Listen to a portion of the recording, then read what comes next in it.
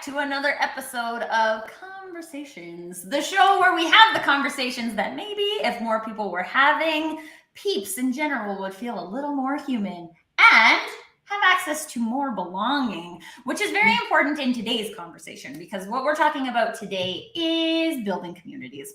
And for those of you who know me, you will know that community is really important to me. It's a very big part of what I do, but it's also something that I didn't always have. And there are lots of people who have community in some places, don't have community in some places, or maybe don't have what they would consider a community at all. And so today I am going to be having the beautiful Ingor join me today in this conversation about community because if anybody cares as much about community as I do, it's her. And yes, Leah, hello again. Double dose of Tracy. This is how we do Fridays. We go live. It's what we do. So, Ingor, before we get into the conversation, can you tell all of our lovely guests here today who you are and why community is so meaningful to you? Wow. I'm an onion. There are so many layers to me, but um, the most important thing that you should know is that I love people. I come from South Africa, and so in South Africa we have a principle that we believe in, and it is my guiding principle. It is the principle of Ubuntu. And Ubuntu means I am because we are.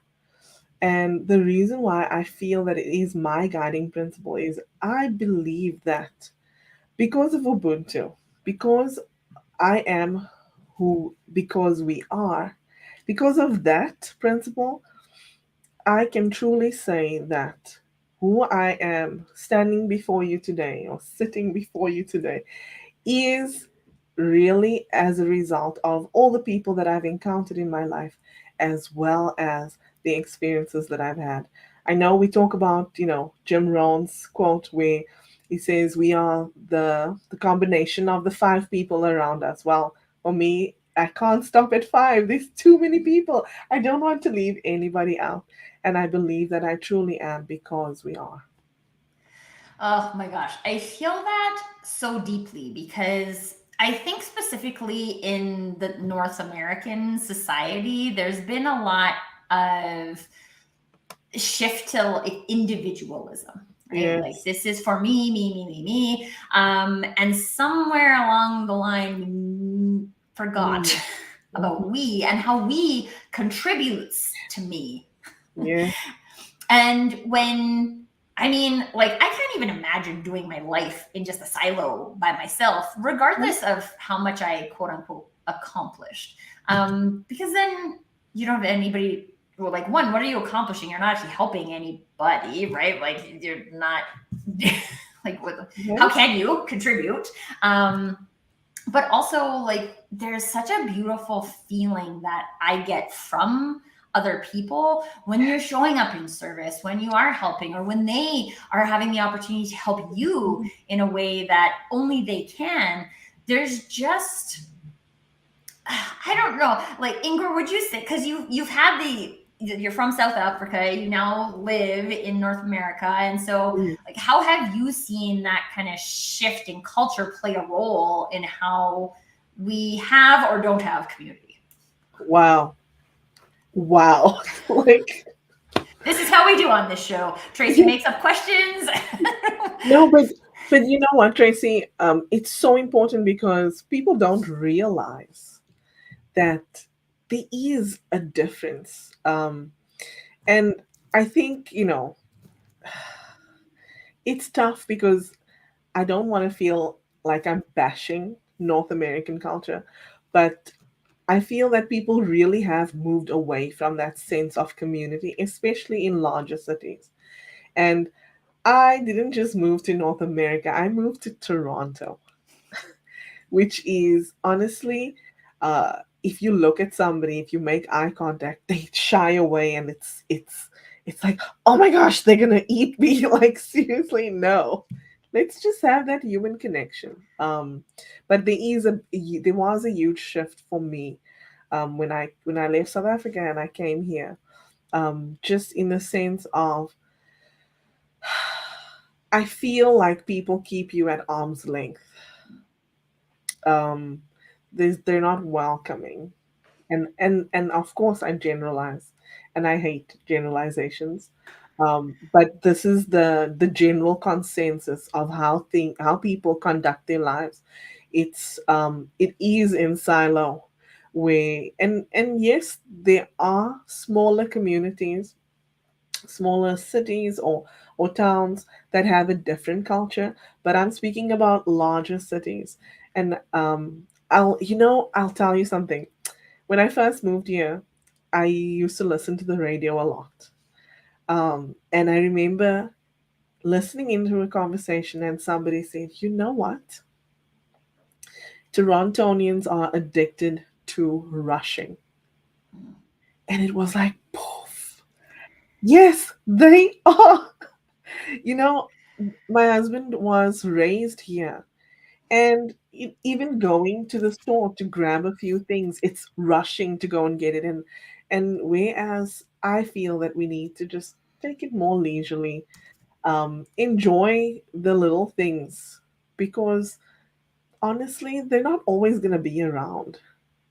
And especially when it comes to people are not always around. We're not around each other for an extended lifetime. Maybe your experience with one person will be for 5 minutes or for an hour. So why not jump in feet first, enjoy the experience, and to heck with the rest? It can wait. Yeah. And I think this is really interesting because I've never really thought about our obsession with rushing and quote unquote being productive and its Mm, relationship to community. But when we're always rushing, we don't create space and time for other things. And yeah. having a conversation, it makes me even think like I had a lady once who was like, "Oh, you have this is streaming live on YouTube as well. You have a YouTube show? How long is it?" And I'm like, "Usually about an hour." Right? And she's like, "What? No one will consume any content unless it's like shorter than 12 minutes." And I was like, "I don't know about you, but I can't have a conversation in 12 minutes. Like it's already 8 minutes into this conversation." We're like, "No, Right? we're not having a complete conversation in 12 minutes." And so we get No. caught up in this like churn, right? Do this, do. And we're doing so many things. But because we're doing so many things, we trade our time that could be used in connection for doing things, for rushing to the store, for going to get like those new pair of shoes and like doing all the things. And so we get to the end Yeah. of our day and we're like, "Hey, we did all these things, but we don't feel anything really because we didn't make any time to contribute to that." And I really like what Mhm. Sam is adding here too about like no community equals no trust. And I think specifically in big cities, this is true, right? Because we all just stay in our condo and we don't know the other people who even live on our floor, on our condo, Yes, who we ride the elevator with every day. right? And then of course we don't trust people. We don't trust that our kids can just go to the park by themselves. But this is Mm, something that's interesting. I live in a small town. I moved to a small town last summer. There's like 16,000 people. And I know my neighbors, right? And that like they wow. have kids the same age as my son and they just go and play, right? And I'm an only parent, so I'm a little like paranoid. And so I sit on the deck where I can see them, but I'm not like right with them, right? There's more trust when I take the time to know the people who live around me, right? And then they know me and they have a it's like they have stock in everybody's success, right? Like they want to make Yeah, sure we want to make sure that all the kids are safe. And we have a LinkedIn user is sharing about how it takes a village and how we can take that exactly. village with us. But if we don't have that village while we're growing up, then what do we do? And this, I mean, I feel like every conversation I have comes back to this, but I feel like it's based on our intention. Like are we intentionally getting lots of things done? Or are we Exactly. intentionally going out and building a community? So Ingor, what's your, I mean, I touched on a lot of things there, but like what's coming up for you in this concept of like actually intentionally taking time to build that community?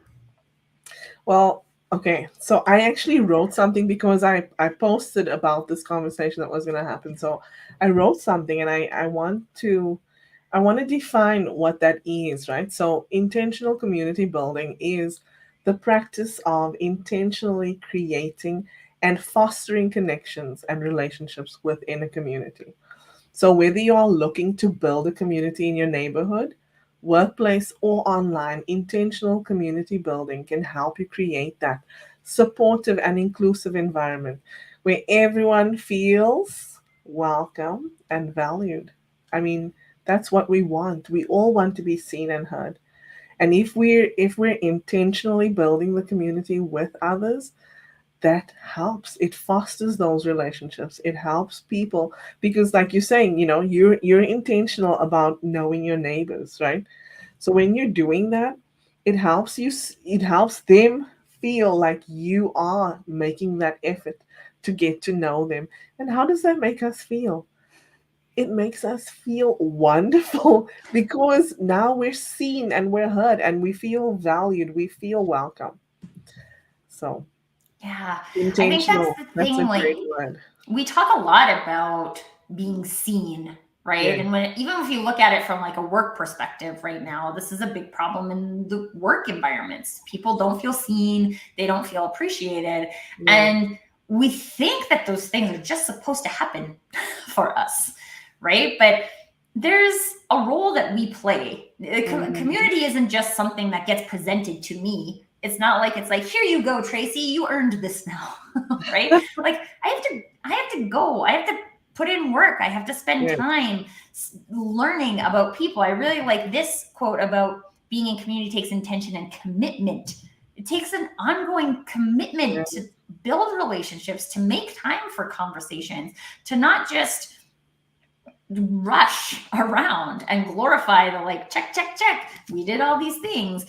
And we forget that, again, like, this is something I can give to you. Like, I can give you a moment to feel seen and heard and Mm. appreciated, which I feel like I'm doing a very poor job of, because the chat is blowing up and I'm like way behind on what you guys have put in the chat. But thank you. Please continue to make that contribution. You guys are killing it.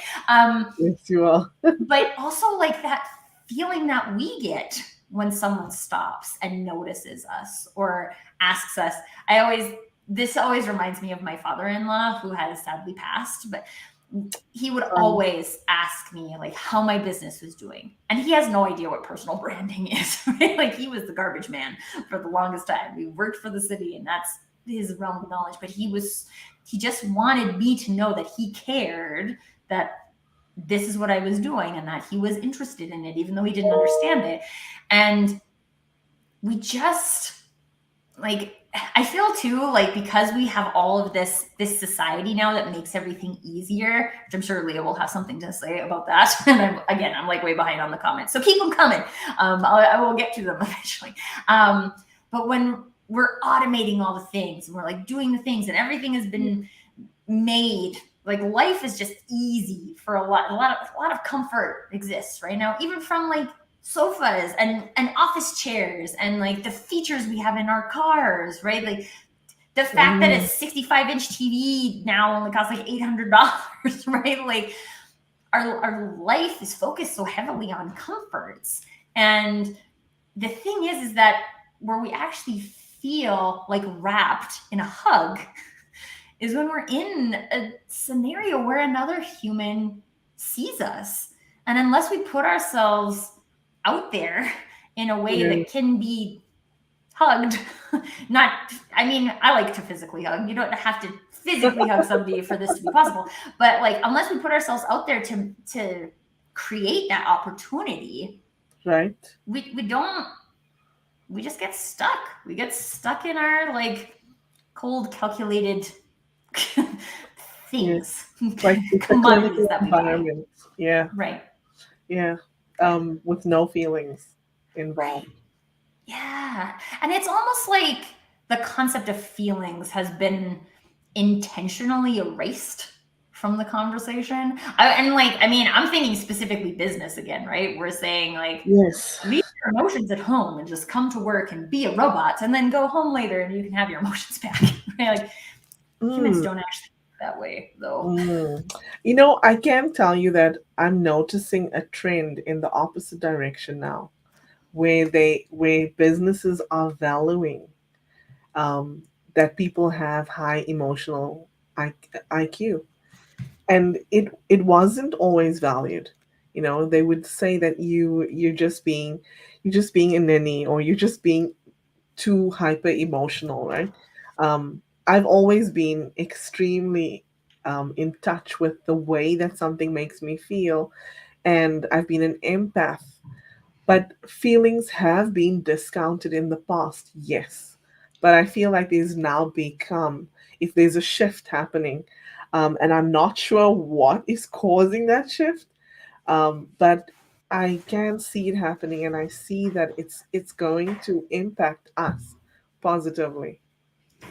Yeah, I would say that during COVID, a lot of people felt a lot of emotions to the point where people Ah, couldn't pretend that they're having emotions anymore. yes, And like, I yes, know this was something for my family, right? Is that everything was just so constant up to that. Like, yes, didn't do a lot of challenging the status quo, or like my husband and I both had corporate jobs and my son went to daycare, and it's just like that's just what everybody did, right? So that's what we did too.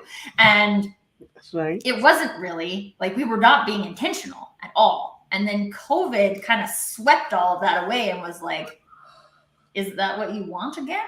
And Yes, people had to be like, is that what I want again? Because yes, there's mm. there's a lot of, I want to get to some of Comment. these I know, I am like, I literally, know. I don't like you guys. Awesome. Keep it up, ladies. You're killing it in the chat.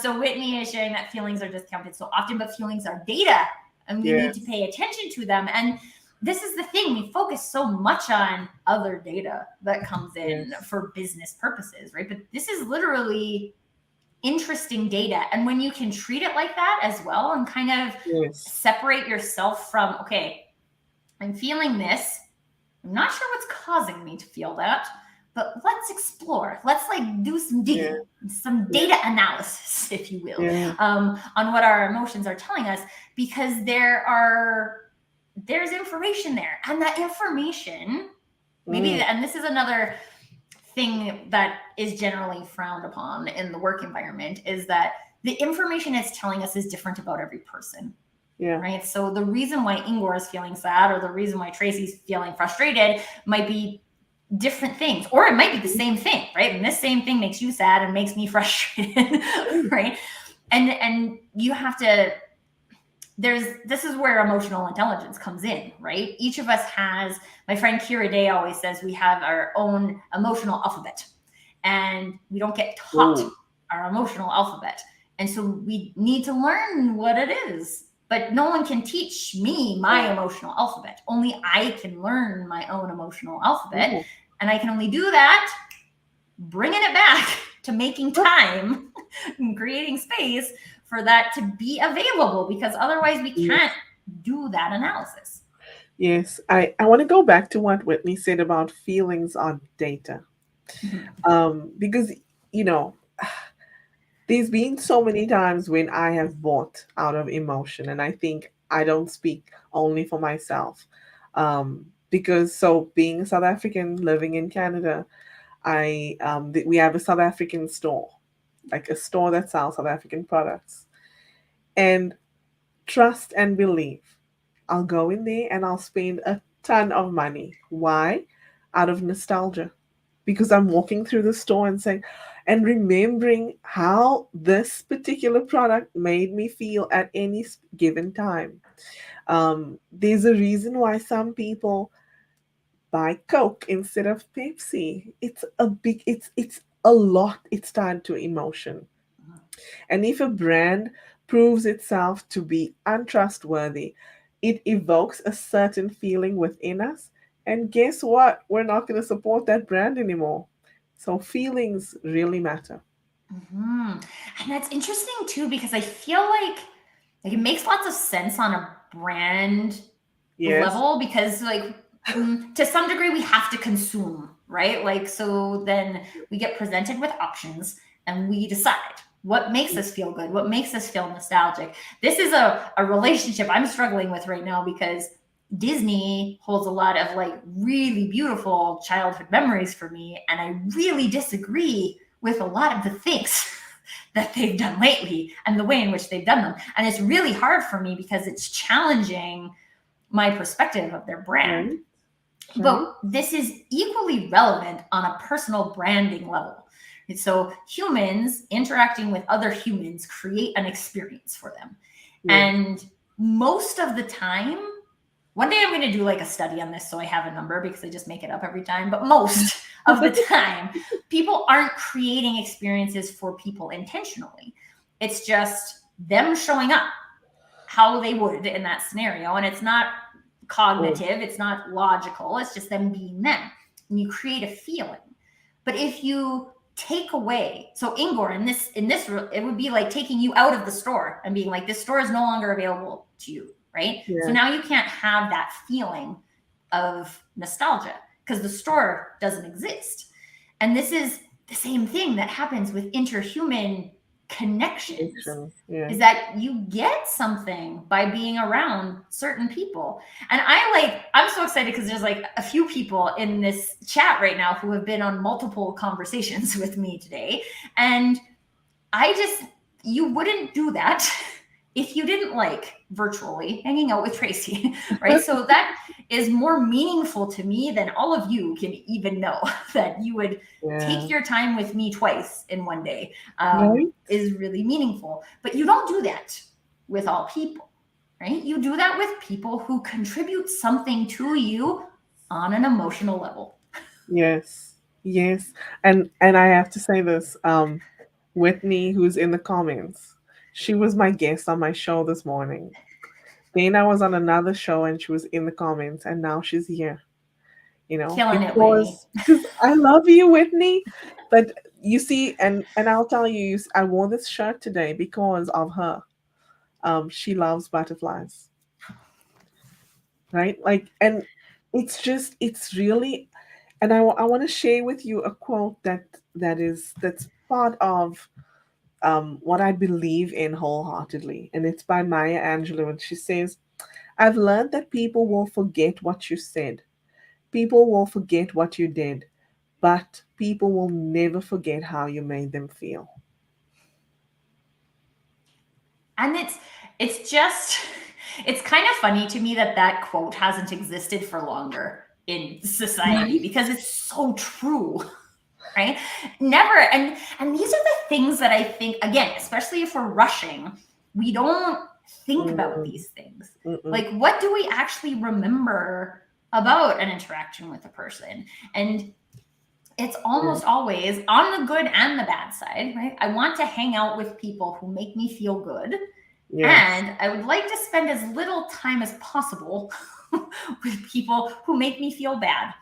And some of us get trapped in work relationships that force us to stay with people who Yes. make us feel bad, which is just annoying for me because that never has to be, it doesn't have to be like that. But it happens like that because people don't bring their intention to the No. relationship.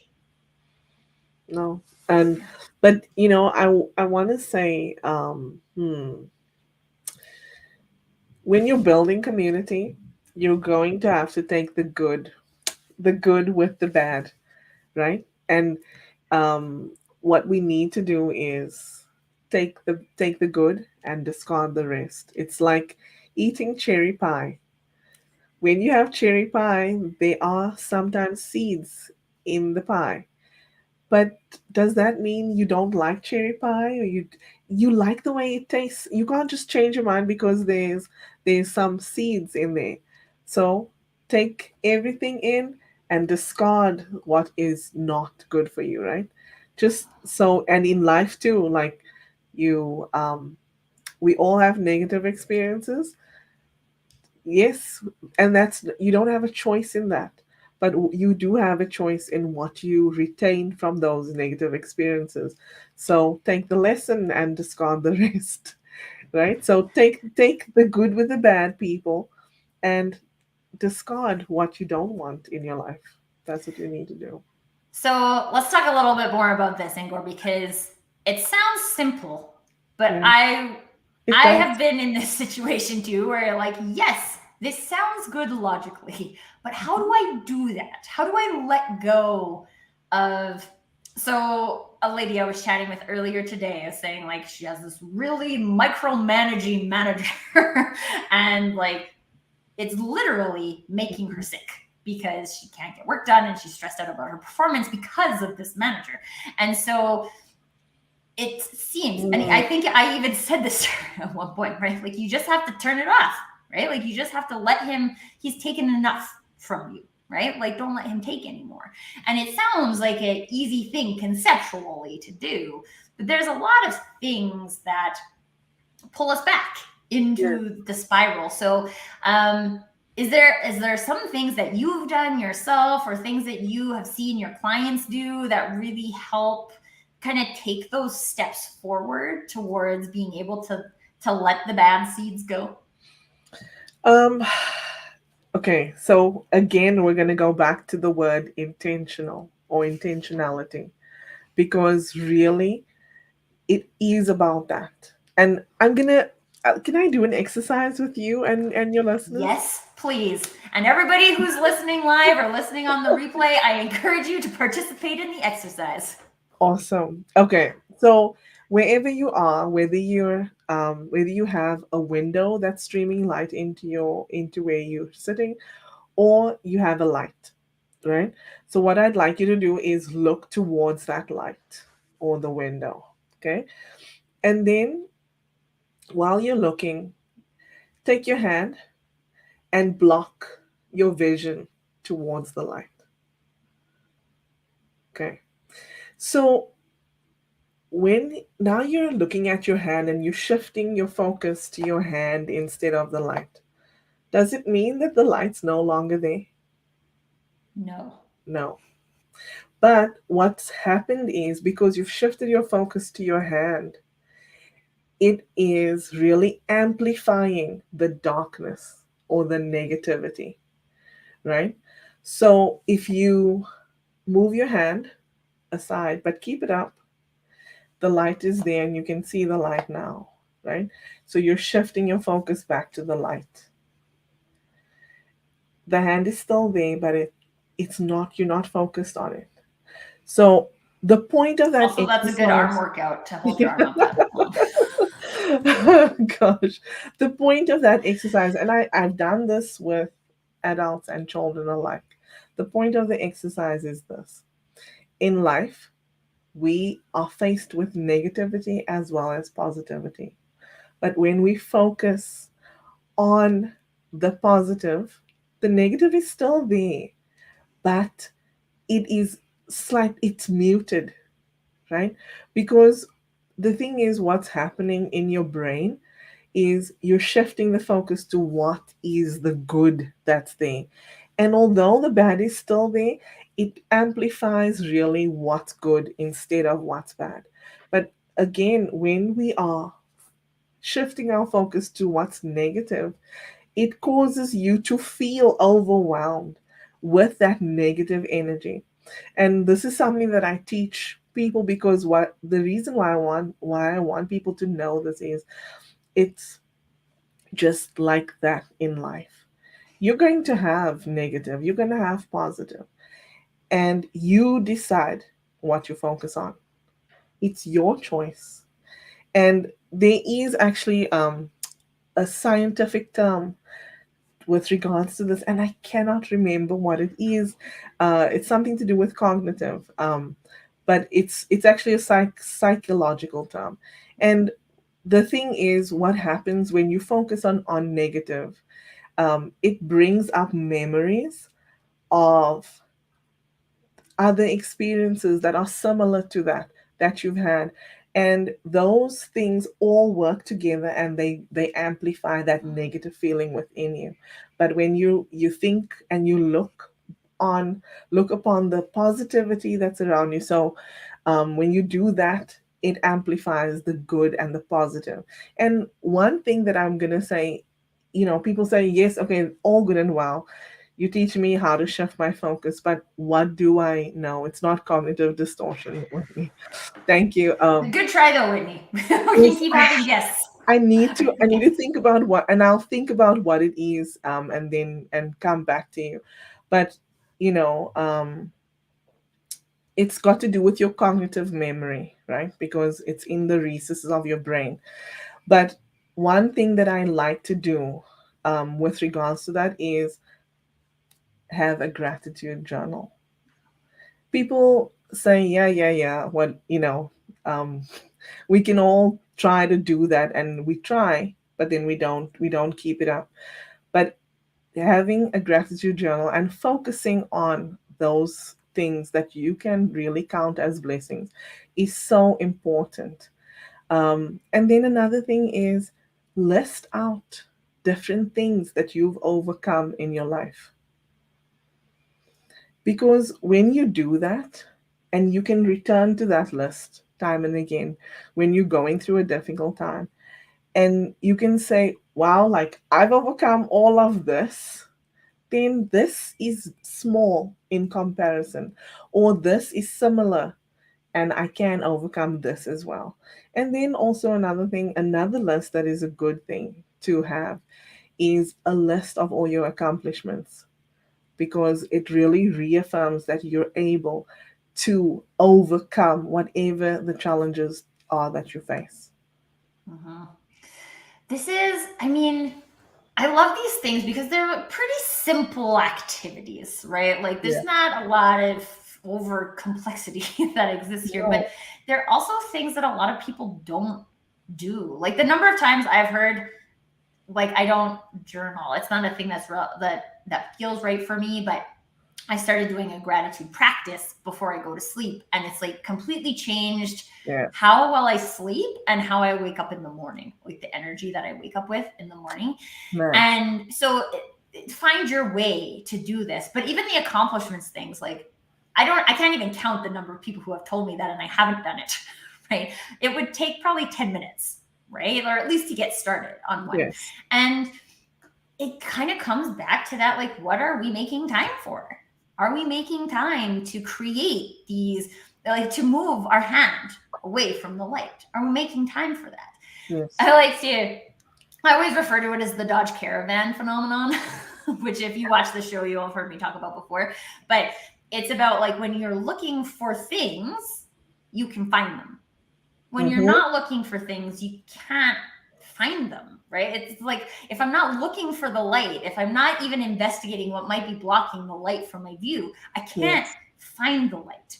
And Yes. those things aren't things that just magically appear for us, like community, right? Like, Yes. oh, poof, all of these things just existed, right? Like, Right? none of these things just existed, right? They were created by people and they were created with intention and they were created with commitment to saying, like, this is something, what the reason we moved out to the country.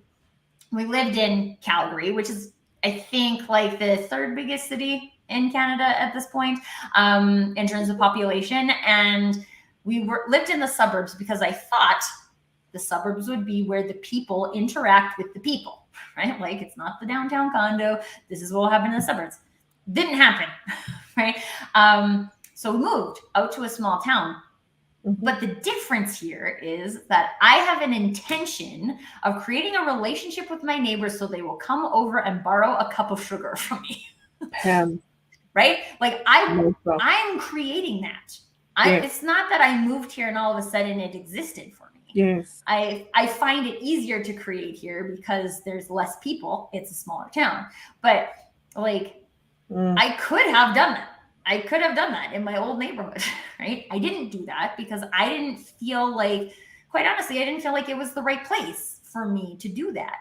Mm. And that that really comes back to this concept of community, right? Because Mm. there's places where we all feel like we want to bring that intention, we want to bring that commitment, and there's places where we don't.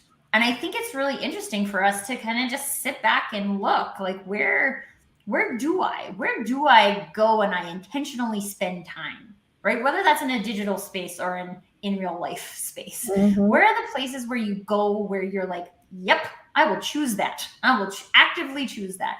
And I will make sure that it's on my calendar so I Yes. go to it.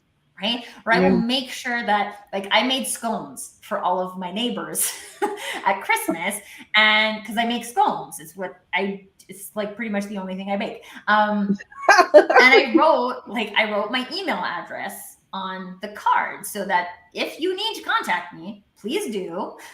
And like, again, people get busy with things, and I've been talking. My husband is like kind of adopted it as his intention as well, which is fun for me because I'm like, Um, I want to know, like, I want to know the street, right? Like, I want to know the yes. people on the street. There's like 10 houses on our street, right? Like, that's not a lot of people, right? I No. want to know them. And so, like, I want to have house parties, or like open houses, like every Sunday afternoon, so that, and like, put signs out and like deliver handbills so you can be like, we are going to be on our back deck at between 3 and 4 p.m. every Sunday, and it's open house. Please come. We will have chips and snacks and lots of beverages, right? Just come and hang out. And some people will, and some people won't. That's not the point. The point is, I'm intentionally making it available because this is my intention.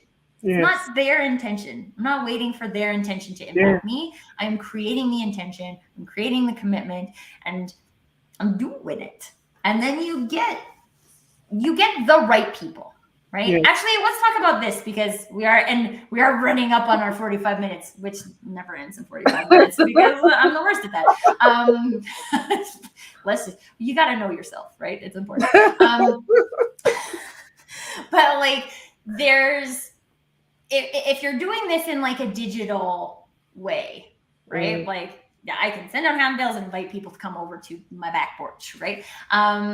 But a lot of people are spending a lot of time now in the digital space. Ingor, you and I spend a lot of time on LinkedIn. Maybe yes. too much time, some would argue, but who are those people? They're not they're not our friends.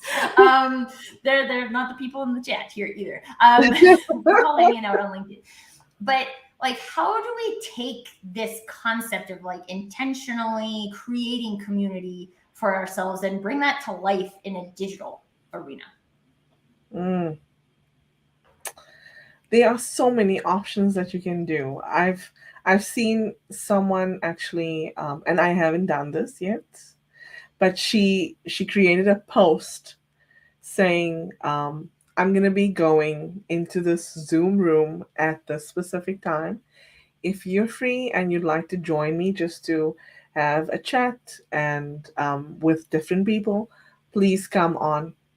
And I saw it in my feed and I thought, this is interesting.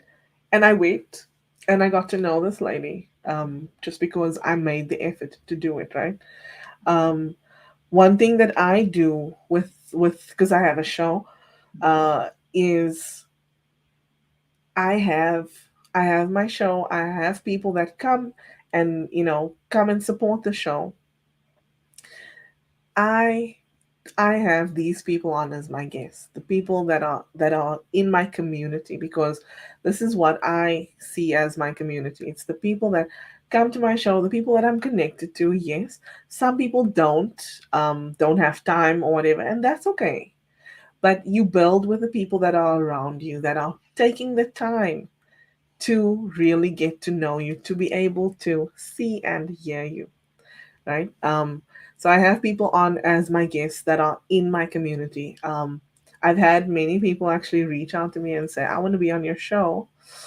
And I've had to decline them because for me, it's about highlighting somebody in my community.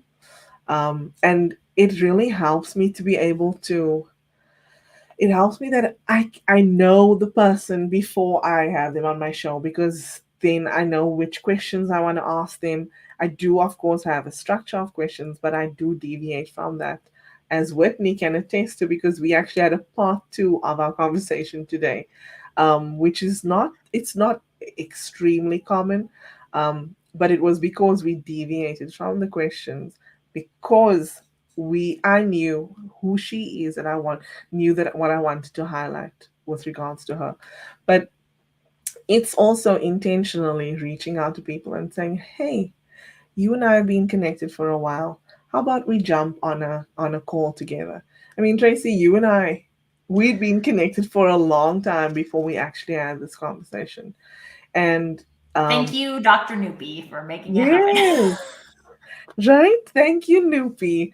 And I will say, honestly, it warmed my heart the way just to be able to connect heart to heart. That's above all else. It's heart to heart connection that matters. And I think that again, when we're talking about intention, Yeah. especially in the digital space, because there's such a high volume of things, and I think most of us are getting the like. I think I actually have one right here. Should I read it? It popped up in the meantime. Hi, Tracy. Hope you're doing well. Just wanted to ask if you've ever been interested in having a steady stream of clients. Yes, This pitch is an slap. email message, right? Like, come on, man. Like, one, the kind of like, I'm kind of offended because you think I don't have a like stream of clients. Like, what? And I know the point is that she doesn't know anything about me, Yes. right? And it's like completely blank outreach. And you can, right? Platforms, digital tools, they make available for you to create that kind of experience for Mhm. another human. Or you can tap into your humanity and create Yes.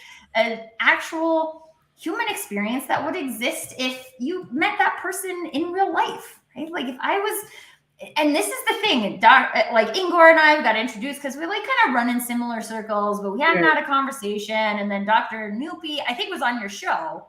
Is that right? And I then she think was so, like, yes. "Oh my gosh, Tracy, you would love this conversation." So then I got pulled into the chat, and then Ingor and I like, "Oh my god, we've been connected for forever. We've never actually had a conversation. We should probably." Right? And then now she's on my show, right? Yes. Because I'm like you, Ingor. I want to. There's people I connect with who you don't connect with, right? Yes. And I think I think even the power in conversation comes from a connection between Mm-hmm. people. Like I can invite Ingor to my show and be like, "We're talking about community. Bring what you know," and literally that was the That's prep for what this happened. show. So just so you know, if you're ever interested in being on the show, that's the type of prep you get. But but that's also based on who I am as a Yeah. person, right? I want to see where the conversation goes. I don't know where the conversation was meant to go today.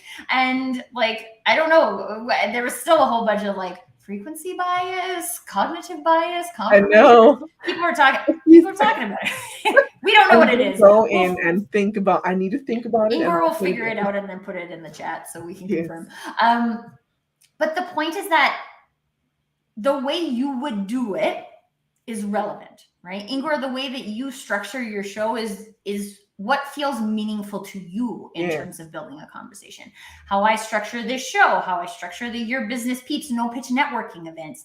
That's based on how I believe people Mm. connect with each Mm-hmm. other. That's Mm-hmm. not true for all people. It's No. based on my experience and then it's Yes. curated in that way. Yes. I also, one of the things I share about a lot is that like I actively curate my LinkedIn network. So I'm have people in my network who are feeding me energy, right? Who like make me feel like I am seen, who make that's why when I'm like frustrated or feeling like I have nothing to offer the world, because let's be honest, we all have those moments, Yes, right? we Like do. the first place I feel like I want to go is to LinkedIn LinkedIn. Yes. because that's my community of people Yes. there. But that doesn't happen just because you create a LinkedIn account. No. It happens because you create that, Yes. right? I'm laughing because I've been on LinkedIn since 2011, and I didn't do what I do now. I've been on LinkedIn since 2007 when I was like a junior marketing associate at a retail furniture company, right? How I showed up on LinkedIn, it was very different then than it is Yes. now. But it's because like, and I choose to use LinkedIn for that. You can use like Leah is sharing, for me, it's Slack, right? Like Yeah. that's cool. It might be Instagram, it might be TikTok, it might be Facebook. I don't know. I feel like less people are using Facebook for that. But like you can choose and you can make it that, right? Yes. Like it's yours to, I'm imagining like Play-Doh, To mold. right? Like, Yes, I was yes, just, yes, mold. yes, But if you don't mold it, then it's just a blob of yes, Play-Doh, and it's only gonna give you the value that a blob of Play-Doh will give yes. Right? you. Yeah. It's So going to be Ingor, as because useless to you as Play-Doh unless yeah. you mold it into what you want it to be. Hmm. And important note then there, right? Like you need to know what you want it to be, Mm-hmm. right? There are people who are on LinkedIn just to sell or just to, I don't even know if they sell that many things, but to like Right? have hits, right? Like I contacted this many people. Okay, that's fine. Not really relevant in most things, but okay, high five.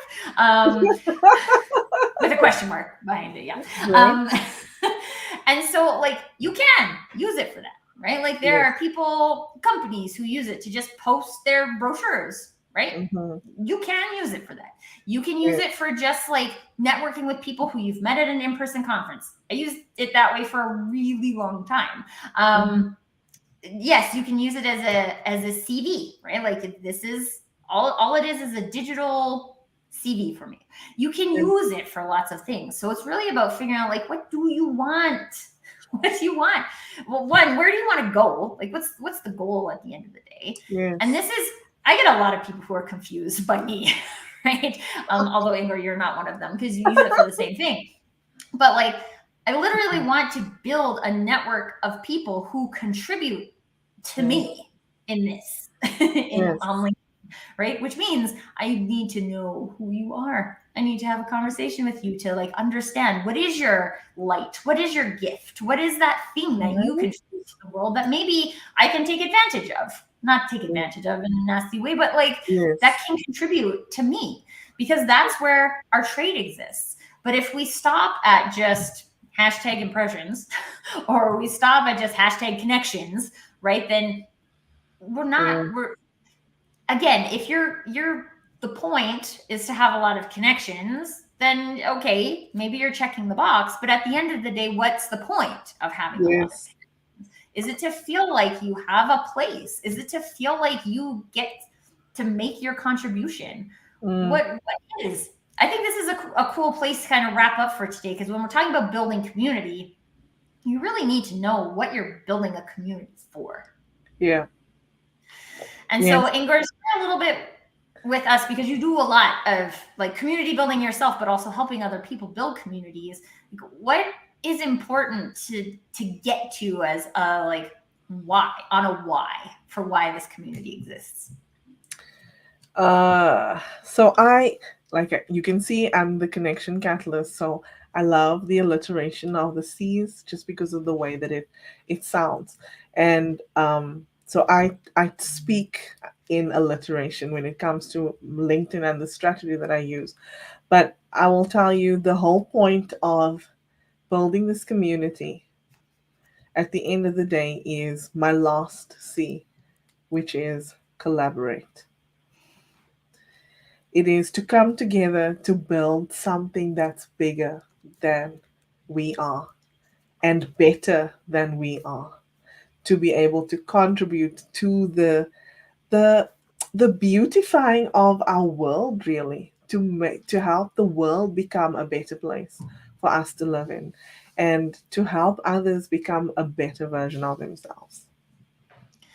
And this is like I'm just I'm just feeling into that for a minute because it feels really beautiful for me, right? And I think when we think about things from a business perspective, a lot of times that feeling component gets broken, right? Yeah. And we set goals that are a number of impressions or a number of connections or a number of views or these things. And we forget that at the end of the day, if your goal is collaboration, then if you found one new person that you could potentially collaborate with today, that's a win, right?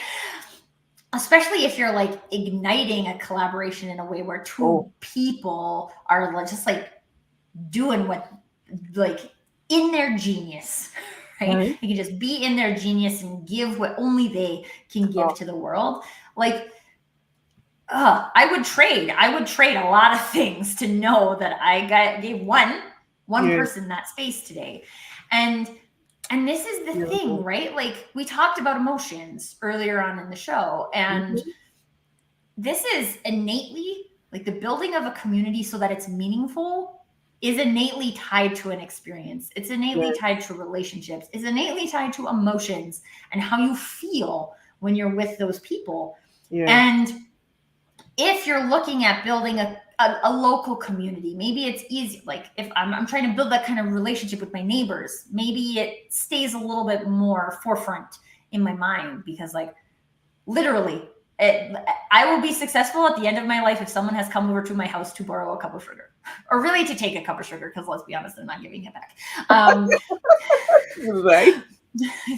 Please don't give it back. Yeah. No, don't It's all borrow good. sugar. Take sugar. I would like to give someone my sugar. But when it comes to now, that sounds kind of weird, but also relevant, right? Like because Yes. this is about contributing. It's about having Yes. humans contribute to each other. And like if your sugar is your genius, then you should be in a place where you can give it to people. But when we're looking at this from a like digital perspective, or we're looking at this from a work perspective and building communities, right? Sure, maybe you're building it because you are trying to sell more things or because you're trying to create a central marketing narrative, right? There's benefits to communities in those arenas. Yes. But if at the end of the day, you're building a community to sell 100 units, then you're missing all the good stuff. Yeah, like what about the juice? No. Juicy stuff Yes. that actually contributes to you selling 100 units, right? And this is the thing. It's not about, I experienced this with Facebook group, which is one of the reasons why I left Facebook, is because like everyone had this group and your entire intention isn't actually to serve me as somebody who needs your expertise. Your goal is to sell me something, right? Yes.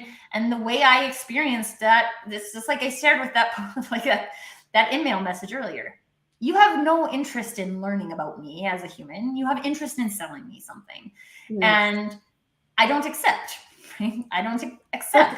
My community is based on people who want to, like you, Ingor, collaborate and share their gifts with people in ways that people like respect their gifts, right? Because at the end of the day, we're living in a society where people need to get paid, but it's not about you. I don't have you here just so you can buy things from me, right? Like I have you here because I see you, I appreciate you as a human, and maybe I don't know today how we can collaborate or how I can contribute to you or how you can contribute to me. But that doesn't mean it's not worth making connections. Yes. And that's how I approach my community. I know it's very similar in how you approach your community. Yes. That I can't even know that. I can't know that I can sell you something until I know you. Right? And then quite honestly, if I think I can help you, I probably will tell you. But I'm also not offended then if you say no. If you're like, no, that's really like not the help I'm looking for right now. Cool. I just like, this is what I do, is like making sure the world knows that that's the thing. Right. But it's not about, and I don't know. I think this is just like, we are similar in this. Like, it's not about that for us. Yes, it feels so, right. Oh, I love what Leah is saying, the cross-pollination. That's the thing, right? Because this is the thing I actually love about conversations, because I don't even know, like, I have no idea what Ingor was going to say today. And there's some things you said and some things that came up in the chat that I was just like, wow, I never even thought about it that way. That's cross-pollination. I always say this to people about why I love conversations, because I get to learn about someone else, but more importantly, I get to learn about myself. I get to ask myself questions like, do I believe that?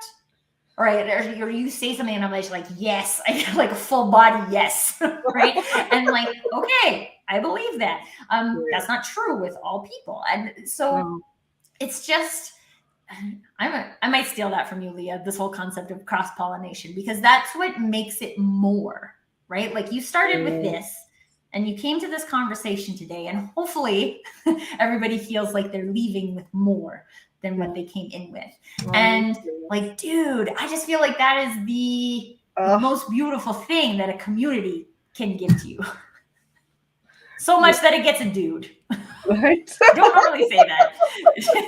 Just came out. Oh my gosh. But that's the point. Right? And I think when it comes to connecting with people, when we need to think about it like, Michelle Janae said something so valuable. She wrote a book about networking. And she said networking is not just connecting people with people. It is connecting people with people, but also with ideas and opportunities, right? And these ideas and opportunities will really amplify who you are and help you to become the very best version of yourself. That's the whole point, right? And this is why I love butterflies, because of the evolution that you see in butterflies, from a caterpillar to a chrysalis to a butterfly. Right? There's an evolution, and when you Whitney was sharing on my show today earlier about she had a few caterpillars, and she had milk thistle, which is the plant that they eat, right? So she had a few caterpillars, and guess what? They didn't all go into chrysalis at the same time. And it takes time for you to get to that point, right? For those caterpillars to get to the chrysalis stage, it takes time. Some will be, maybe, I'm just saying, let's take it's a range, it's 2 to 4 weeks maybe. I'm just saying, like, what I'm saying is it varies from person to person. And it reminds me, I love quotes, by the way, so it reminds me of a quote, which is, don't compare yourself to others. The sun and the moon shine when it's daytime. Facts. Although the moon shines because of the sun's light, but this is also about the sharing, right? Cross Like, pollination. right. And this is just so true. It's so fun. So my son is like a big fan of planets right now, and there's this song that's like, the moon shines at both day and night. So anyway, this is like, yeah, very That's relevant for me right now. But this is so true, right? And we're all developing at different speeds, right? And I think a lot of times we hold ourselves accountable to being like, yes, well, I should have bloomed at this point yes. already, right? Like, and that's not a thing, right? A No, flower doesn't sit there in the ground and being like, oh man, I should have bloomed already. No, it right? blooms when it's meant to bloom, and we Mhm. all bloom when we are meant to bloom. And it's about giving ourselves the time and space and the people Mm, around us who will wait, who will wait for us to bloom, because that flower is something that's going to add beauty to their yes, life. yes. As Oh, one of my connections and friends says, stop shooting on yourself. ugh, I hate shoulds. Okay, we are running out of time, and I want to make sure that before people have to start hopping off, that we let them know, Ingor, where they can find you. Where's the best place to find you if they're looking to stay in the conversation about community or looking to build their own community? Before I say that, I just want to say thank you so much for the opportunity to be here and share this space with you. It was amazing and an awesome conversation, and one I will be reflecting on intentionally. Um, the best place to find me is LinkedIn, and I'm the only Ingor van Rooi on LinkedIn.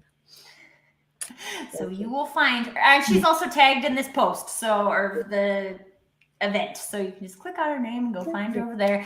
And as I always say, here comes broken record, Tracy. If this is a conversation that you want to be in, please don't make this the last time you participate in a conversation about community, whether that's in a work team capacity or a personal family Yes. capacity or a LinkedIn capacity. Please do not let it be the last time you get into the conversation. Mm, I would love to have that conversation. Ingor would love to have this conversation. Anybody in the chat that you experienced mm, today is in the conversation. So connect with each other and stay yes. in the conversation, because this is how we give ourselves this space to be intentional and to have that commitment to build the communities that are most meaningful for us. Yes. With that, thank you so much to all of the wonderful. Yes, I thank don't think you. there was any gents in there today. It was the ladies. The ladies ran Hey, the chat. it's the To- last day of International Women's Month. So happy International Women's Month to us. so it's And like we yes, did that on purpose. yes, yes. Good job, Yes. Sills. Thank you so much to everyone that's been here. It's been amazing. Yes, thank you so much to Leah and Whitney and Sam and Marcia and Maria and Kim. You guys added so much to the conversation. And this is, I think sometimes we feel like, especially when we're in the chat, maybe we're not being seen. And I did not get to even close to all the chats today, as you guys probably noticed. That's not intentionally leaving out any really amazing comments that you all shared today, because that is a huge contribution to what makes our conversation relevant for us, and it lets us learn as well as part of the conversation. So thank you so much for everyone for showing up today. And until next week, we will not be on Friday because it's the Easter holiday. So the show will be on Thursday at a special time. So if you are a regular and are checking in, reset your calendar just for next week, because we will be at a different day and time. I have a post about it already. Feel free to check it out on my profile. And until next time, everybody, permission to do you. Be blessed.